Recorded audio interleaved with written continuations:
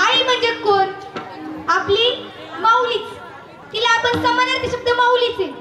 तीच सगळं आपल्यासाठी करते. तीच आपली जननी आहे. तीच आपल्याला चांगल्या वाटेवर लावती आणि तीच आपला सांभाळ करते. तीच आपलं हित पाहते. त्याच्यामुळे त्या आईला तुम्ही सपोर्ट करा. आता काही बाई ताई असते त्या नाही सपोर्ट करत, पण महाराज आपण करायचं. हे सगळे टाळकरी आहेत ना, ते त्या भगवंताची भक्ती करतात, आपल्या आई वडिलांची सेवा करतात. महाराज तुळशीला घातलेलं पाणी, आई वडिलांची केलेली सेवा आणि गोमातेला घातलेला चारा या आधी कधी वाया गेला नाही ना पुढेही कधी वाया जाणार. त्याच्यामुळे महाराज काय करा, ते आई वडिलांची सेवा करा. आई वडिलांनी खूप केलंय तुमच्यासाठी. आता काल सांगितलं होतं आमच्या गुरुजींनी, मी ऐकलं होतं, मुलांना घेऊन ये. तर काही आई आल्यात, आपल्या मुलीला घेऊन आल्यात, काही मुलं आहेत तिथं. मग महाराज ते काय करा, तर मुलांना आई वडिलांची सेवा करा.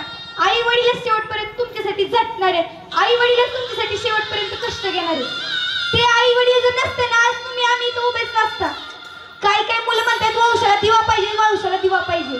महाराज त्या वंशाला दिवा तो पैदा करण्यासाठी पण एक स्त्रीच लागते. प्रत्येक पुरुषा मागे एक स्त्री उभी आहे. आज काही पुरुष मंडळी आहेत, पण त्यांच्या मागे पण एक स्त्रीच उभी आहे. आणि ती स्त्री म्हणजे तुमची आमची आई.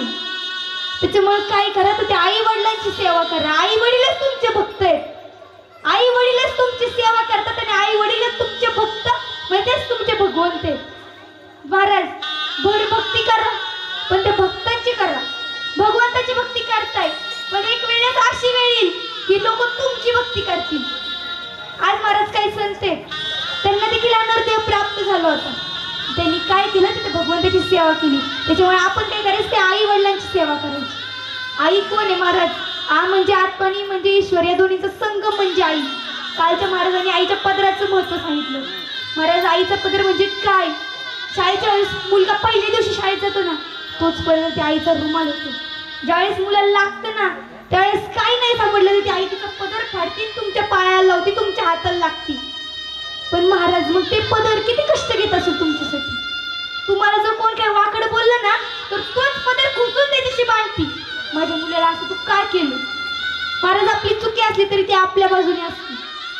का तर तिची आपल्यावर माया आहे. तिने ती कष्ट घेतले. 9 महिने 9 दिवस जी आई आपल्या मुलाला पोटात वाढवते, काय कष्ट घेतले असतील तिने.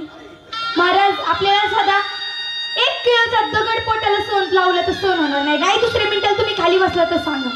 ज्या आई वडिलांची सेवा करत नाहीत ना, ज्या आई वडिलांना शिवे देतात ना, ज्या आई वडिलांवरून शिवे देतात ना, महाराज खरंच त्यांचा संस्कार नाहीये. ते संस्काराची आता गरज आहे.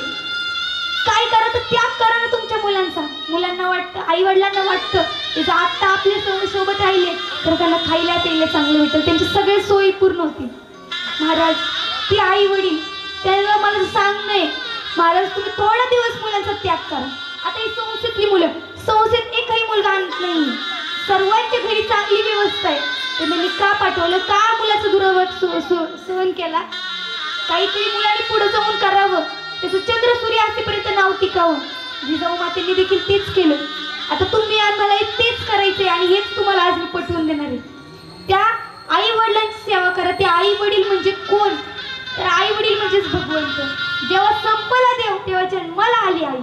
आ म्हणजे आत्मानी म्हणजे ईश्वर, हा अर्थ तुम्हाला माहिती आहे. पण बाप कोण आहे?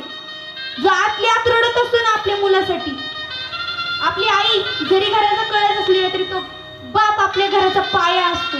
जर पायाच निसटला तर कळस नाही, तो घरच राहणार नाही. ते बाप तुमच्यासाठी खूप कष्ट करतो. तुला हे लागतंय का? धर अजून. तुला सहलीला 1000 रुपये लागतात का? धर 2000. ते पैसे पण काहीतरी कष्टाचे असतील. आताची मुलं काय करतात, ते पैशाची उधळपट्टी करतात. महाराज तुम्हाला सांगणे, त्या आई त्या तुमच्या मुलाला, त्या तुमच्या मुलीला सांग की आम्ही किती कष्ट करतोय, आम्ही आमच्या जीवाचं रान करतोय. ज्यावेळेस महाराज त्या तुमच्या आई वडिलांचं लग्न झालं होतं ना, त्यावेळेस त्यांनी ठरवलं होतं इकडं फिरायला जायचं, हे करायचं ते करायचं. पण ज्यावेळेस तुम्ही जन्माला आला ना, त्यावेळेस त्यांची स्वप्न काय झाली माहिती आहे?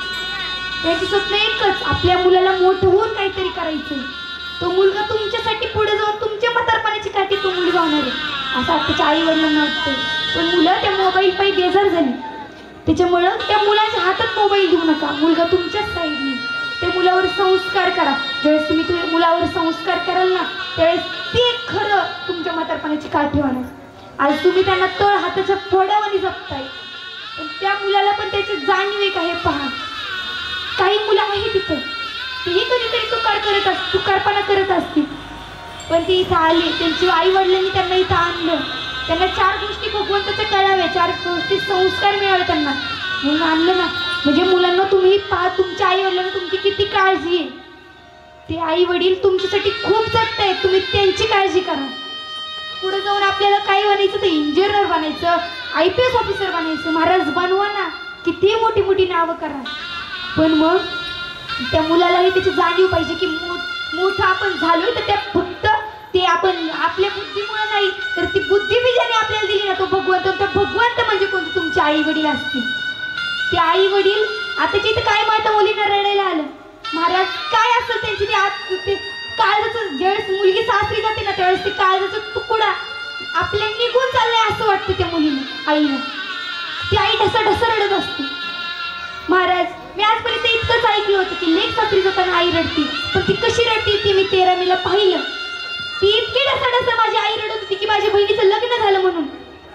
मला इतकं वाईट वाटत होतं की माझी आई रडतीये, हे रडणं तिच्या चेहऱ्यावर. काय वेळा मुलींना असं वाटतं, मुलीलाच का घर सोडून जायचं, मुलाला का नाही. म्हणजे मुली आपल्या आईवर जास्त प्रेम करत असते.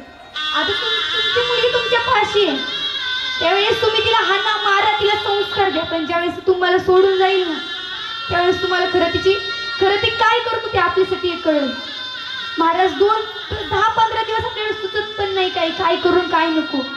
महाराज काय या इथं आजारी पडतात, इतकं त्यांना वाईट वाटतं की आपली लेक आपल्या काळजाचा तुकडा आपल्याला सोडून गेला.